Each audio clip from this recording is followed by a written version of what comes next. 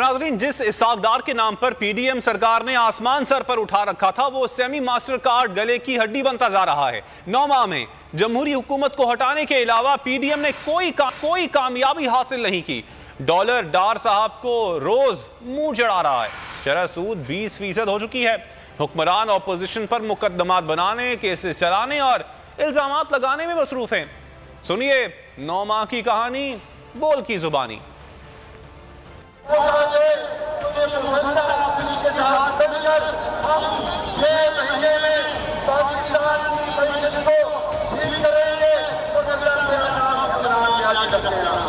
जनाब स्पीकर, ये हैं वो जराए जिनको जीनियस बताया गया कि वो आएंगे तो सब ठीक कर देंगे। लोटे मिलाए गए, सारी पार्टियां पीटीआई के खिलाफ इकट्ठी हुई, फिर हुकूमत बनाई गई। लेकिन हुकूमत बदलते ही ये 13 जमाती इत्तेहाद कौम पर महंगाई का अजाब साबित होने लगा। फिर जिम्मेदार मुफ्ता इस्माइल को करार दिया गया। डार के नाम का वावेला हुआ। फिर इसहाक डार की एंट्री हुई तो आते ही बड़ी बड़ी बातें करना शुरू कर दी। इसकी सही कदर जो है वो 200 से नीचे है कि अभी तो गधा तो चलाया ही नहीं, लेकिन उसकी नौबत ही नहीं आई।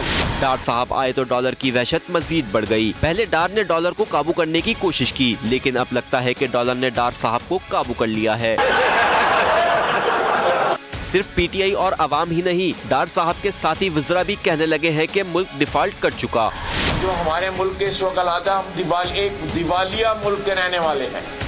आपने सुना होगा डिफॉल्ट हो रहा है या दिवालिया हो रहा है या मेल्टडाउन हो रहा है, वो हो चुका हुआ है। मरियम नवाज इमरान खान पर इल्जाम लगाने के लिए महंगाई की वजह IMF को करार देती हैं, लेकिन IMF कहता है कि वो गरीबों और मिडिल क्लास को तहफ़्फ़ुज़ दिलवाना चाहता है।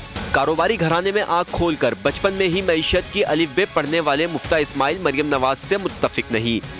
9 माह में 13 जमाती इत्तेहाद सिर्फ हुकूमत हासिल कर सका। जिस महंगाई के नाम पर इमरान खान के खिलाफ प्रोपेगेंडा शुरू किया गया, वो कई 100% बढ़ गई। अब समीउल्लाह और समीउल्लाह का खेल जारी है। कभी IMF तो कभी इमरान खान पर इल्जामात लगाए जाते हैं। अवाम दुहाइयां दे रहे हैं कि कुर्सी है तुम्हारा, जनाजा तो नहीं है, कुछ कर नहीं सकते तो उतर क्यों नहीं जाते।